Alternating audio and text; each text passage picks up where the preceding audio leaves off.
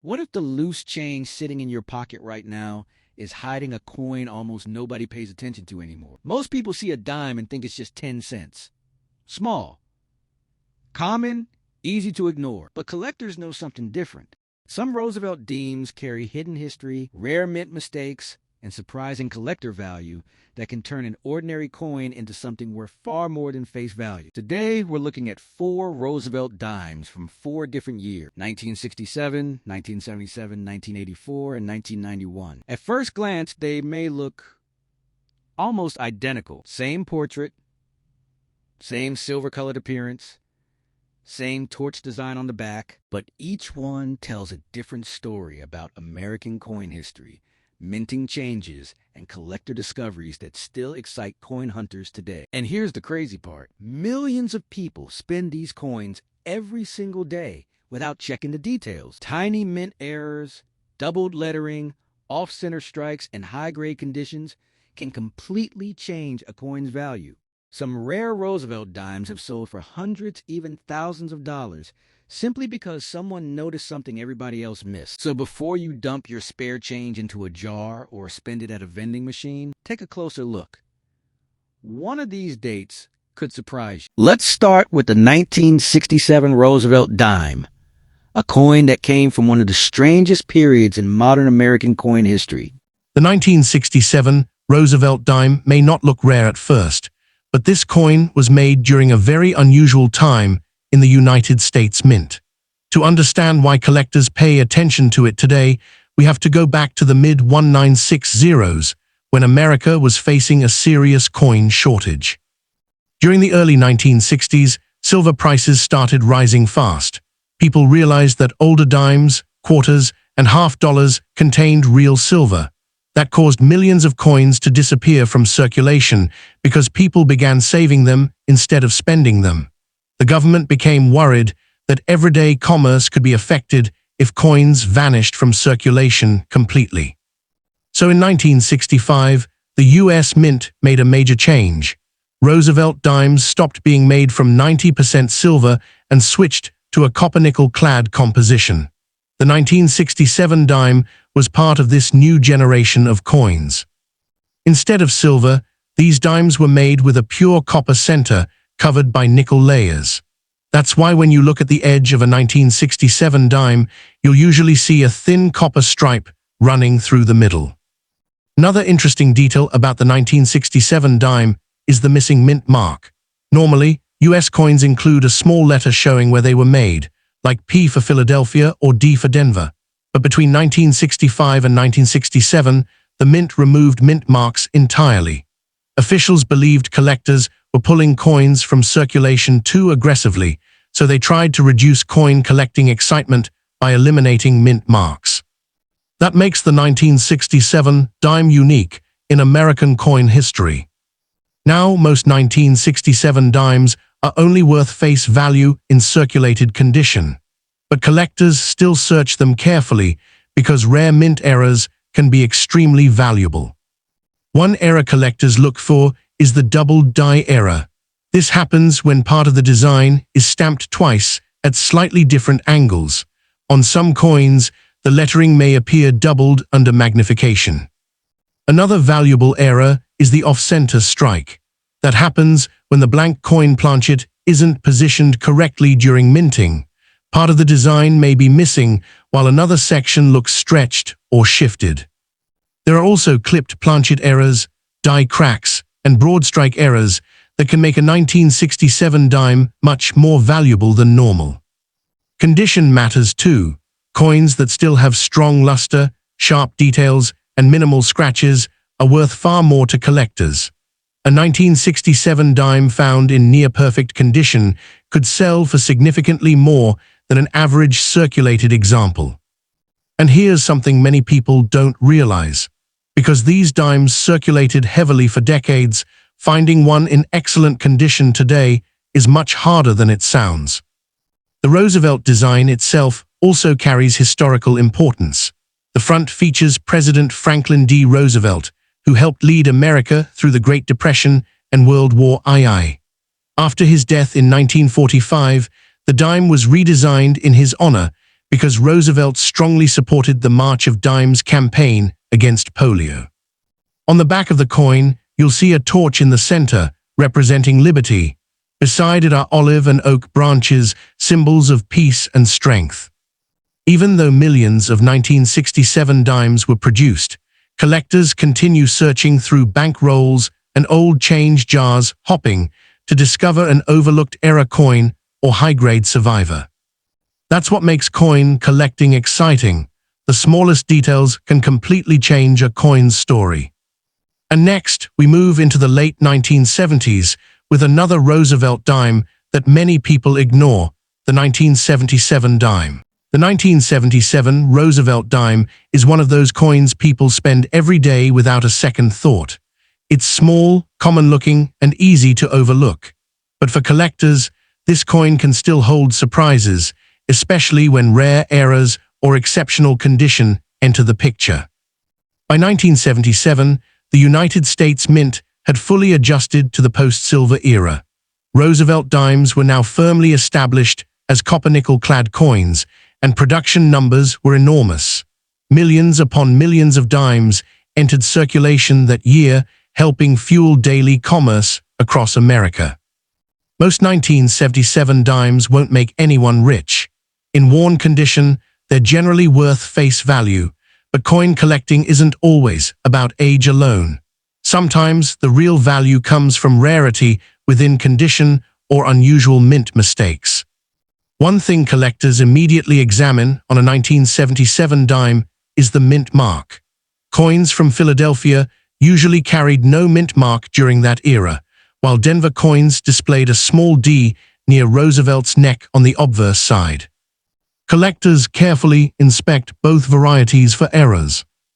One important error type is the off-center strike. These coins appear misaligned because the planchet shifted during the minting process.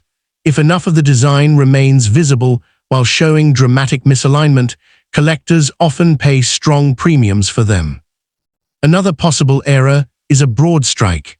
That happens when the retaining collar fails during striking, causing the coin to spread outward without its normal raised rim. Some collectors also search for doubled dies, repunched mint marks, and die cracks. Tiny mistakes inside the mint can transform an ordinary 10-cent coin into a collectible piece worth far more than expected. Condition is another major factor. A heavily circulated 1977 dime usually shows worn hair details, scratches, dull surfaces, and faded luster, but coins preserved carefully for decades can still appear almost brand new. These are known as mint state coins, and high-grade examples are much tougher to find than most people realize. Professional grading services use a numerical scale to judge coin quality. A top-grade 1977 dime with brilliant surfaces and sharp detail could sell for far more than ordinary examples because so few survived in pristine condition. Many collectors build complete Roosevelt dime sets covering every year and mint variety. That constant demand keeps interest alive even for common-date coins like 1977. There's also something fascinating about the history connected to everyday coins. Think about how many hands this dime may have passed through since the late 1970s. It may have traveled through grocery stores, gas stations, restaurants, vending machines, or cash registers across America for decades before ending up in a collection today. That's one reason coin collecting feels personal. Every coin carries a silent journey through history. And the next coin in this lineup, the 1984 Roosevelt dime, may actually be one of the most interesting of all because of the famous era varieties collectors still search for today. Now we move into the 1984 Roosevelt dime, and this is where things start getting really interesting for collectors. At first glance, the 1984 dime looks almost identical to every other Roosevelt dime made during the modern era. Same portrait of Franklin Roosevelt, same torch and branches on the reverse, same copper-nickel composition. But hidden among millions of ordinary coins are a few rare varieties and mint errors that have turned some 1984 dimes into valuable collector finds. And that's exactly why coin hunters still search through rolls of dimes today. The 1984 Roosevelt dime was produced during a period when the United States Mint was creating enormous numbers of coins for circulation. America relied heavily on cash transactions in the 1980s, and dimes were constantly needed for stores, vending machines, laundromats, parking meters, and public transportation. Most of these coins entered circulation immediately and stayed there for decades. That means many surviving examples today are heavily worn. Scratches, faded details, weak rims, and dull surfaces are very common, but a few coins escaped circulation early and remained in exceptional condition, and those are the examples collectors really want. One of the most famous discoveries connected to the 1984 dime is the so-called double-ear variety. This error appears on some 1984 Philadelphia dimes. Under magnification, Roosevelt's ear appears doubled, almost as if there are two ears overlapping each other. It happened because of a doubled die error during the minting process. When the die itself receives slightly doubled impressions during production, every coin struck from that die carries the same unusual feature. To the average person, it might seem tiny or unimportant, but to collectors, it's a completely different story. Error varieties like this create excitement because they are accidental, limited, and difficult to find. Some well-preserved 1984 double-ear dimes have sold for impressive prices over the years, especially when graded in high mint state condition. And here's what makes coin collecting so addictive. Rare varieties can sit unnoticed in circulation for years because most people never examine their coins closely. A person could literally spend a valuable error coin without realizing it. That's why experienced collectors always recommend checking pocket change carefully. Besides the double-ear variety, collectors also search for other mint errors on 1984 dimes. These include off-center strikes, die cracks, clipped planchets, weak strikes, and coins struck on the wrong metal planchet. Wrong planchet errors are especially fascinating. Occasionally, a dime blank may get mixed with blanks intended for another denomination. When that happens, the finished coin may have unusual color, weight, or size characteristics. Another important detail on the 1984 dime is the mint mark. Coins from Philadelphia display a P mint mark, while Denver coins show a D. This was significant because the Philadelphia Mint had only recently resumed using mint marks on dimes after years without them during the 1960s. Collectors building complete Roosevelt dime collections often need both mint varieties from each year, keeping demand alive for high-quality examples. Condition plays a massive role in value here too. A normal circulated 1984 dime is usually worth face value, but once you move into higher mint state grades with strong luster, clean surfaces, and sharp details, prices can climb quickly. Coins graded MS-66 or higher are far more difficult to locate because so many examples were heavily used in circulation. Proof coins from San Francisco also exist for collectors. These special coins were struck with polished dies and specially prepared planchets, creating mirror-like surfaces and extremely sharp detail. Proof Roosevelt dimes were never intended for circulation, which makes them especially attractive to collectors today. The Roosevelt design itself remained unchanged throughout the 1980s, continuing the tribute to President Franklin D. Roosevelt that began shortly after his death in 1945. His leadership during some of America's hardest years helped make him one of the most recognized faces in U.S. coinage history. When people look at a dime, they often see only 10 cents. But collectors see minting history, hidden varieties, condition rarity, and decades of American circulation all packed into one tiny coin. And coming up next is the 1991 Roosevelt dime, a modern coin that many people still overlook today, even though certain examples can surprise collectors with unexpected value. Now we arrive at the final coin in this collection, the 1991 Roosevelt dime. At first glance, this coin may seem too modern to attract serious attention from collectors. After all, millions of Americans used coins like this every single day during the early 1990s. They showed up in grocery stores, gas stations, vending machines, arcades, restaurants, and pockets all across the country. Most people spent them without ever taking a second look. But in the world of coin collecting, even modern coins can become valuable under the right conditions. The 1991 Roosevelt dime was produced at a time when the United States Mint was striking massive numbers of circulating coins. By then, the Roosevelt dime had already been part of American pocket change for nearly half a century. The design was familiar, trusted, and instantly recognizable.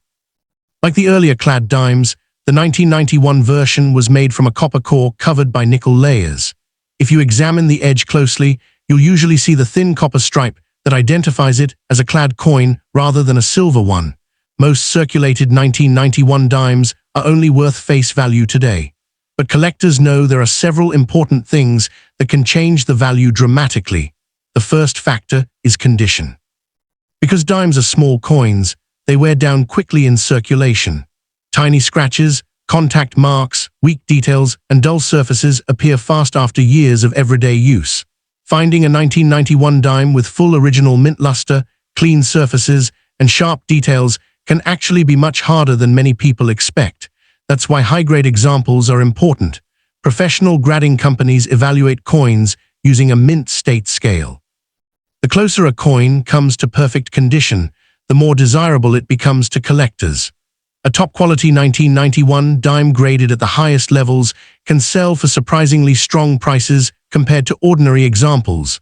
Another important area collectors examine is mint errors. Even modern minting equipment can produce mistakes, and those mistakes are exactly what many collectors hope to find.